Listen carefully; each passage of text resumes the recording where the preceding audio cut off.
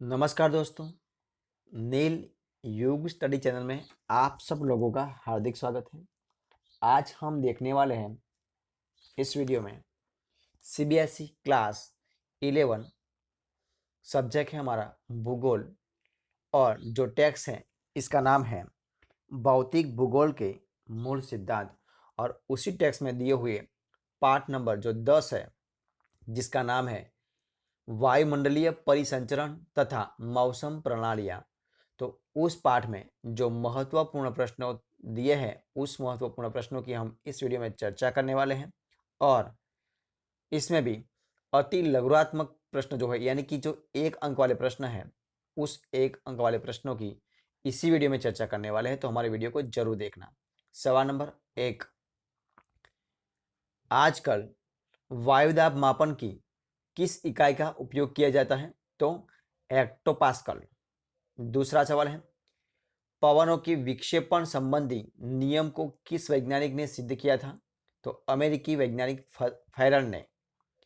तीसरा सवाल है, विषुवतीय निम्न वायुदाब कटिबंध को किस नाम से जाना जाता है? तो शांत कटिबंध। चौथा सवाल, कौन सा व्यापारिक पवन ग्रीष्म ऋतु में मध्य एशिया में विकसित अत्यंत निम्न दाब केंद्र की और विस्तृत वृत्त पार करके दक्षिणी पश्चिमी दिशा में बहने लगता है? तो वो है दक्षिणी पूर्वी व्यापारिक पवन है। पांचवा सवाल, किस अक्षांश पर कार्यालय बल शून्य होता है? तो विषुवत रेखा पर। सवाल नंबर 5, उष्णकटिबंधीय चक्रवात की आंख का विशेष लक्षण क्या है? तो वो है शांत क्षेत्र, यानी कि साफ मौसम। छठा सवाल, शांत कटिबंध या डोलड्रम किसे कहते हैं? तो वह निम्न वायुदाब प्रदेश जहां पवनें क्षैतिज या धरातल के साथ गति नहीं करती है, बल्कि अधिक तापमान के कारण वायु हल्की होकर ऊपर उठती है, इस प्रदेश को शांत कटिबंध कहते हैं। सातवां सवाल, चीन के तट को प्रभावित करने वाले उष्णकटिबंधीय चक्रवात को किस नाम से पुकारा जाता है? तो टाइफून। आठवां सवाल, किन स्थानीय पवनों को हिमभक्षी अथवा हिमहरिणी कहा जाता है? तो आंसर है चिनूक, यानी कि रॉकी पर्वत श्रेणी को। सवाल नंबर 9, वातागृह का क्या अर्थ है? तो आंसर है जब दो भिन्न प्रकार की वायु राशियां मिलती हैं तो उनके मध्य सीमा क्षेत्र को वाताग्र कहते हैं। 10वां सवाल, टोर्नेडो या जलस्तंभ किसे कहते हैं? तो भयानक तड़ित जंजाक से कभी कभी वायु आक्रामक रूप में हाथी की सूंड की तरह सर्पिल अवरोहण करती है। इसमें केंद्र पर अत्यंत कम वायुदाब होता है और यह व्यापक रूप से भयंकर विनाशकारी होते हैं। इस परिघटना को टोर्नेडो कहते हैं। 11वां सवाल, वायुमंडलीय दाब किसे कहते हैं? तो समुद्र तल से वायुमंडल की अंतिम सीमा तक एक इकाई क्षेत्रफल के वायु स्तंभ के भार को वायुमंडलीय दाब कहते हैं।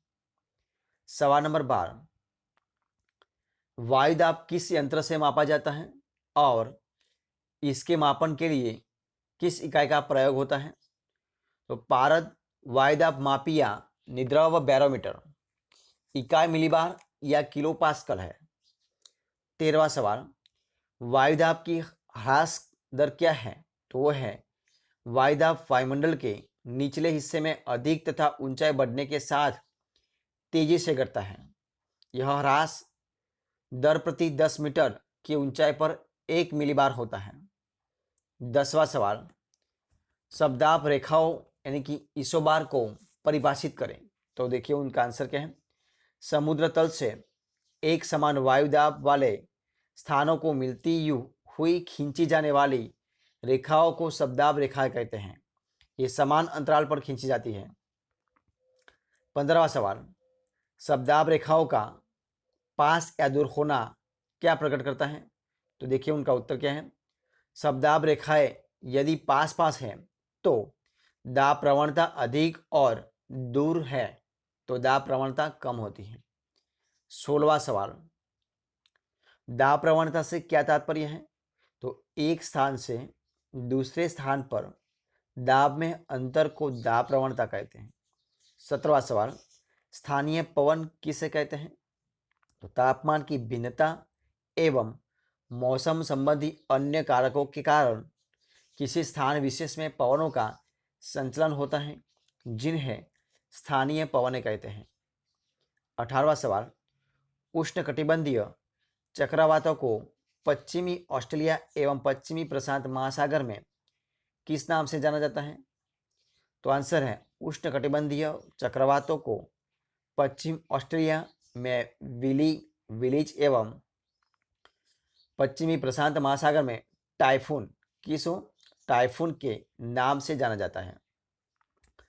सवाल नंबर 19,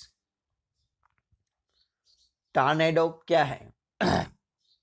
तो मध्य अक्षांशों में स्थानीय तूफान ठंडी झंझा के साथ भयानक रूप ले लेते हैं।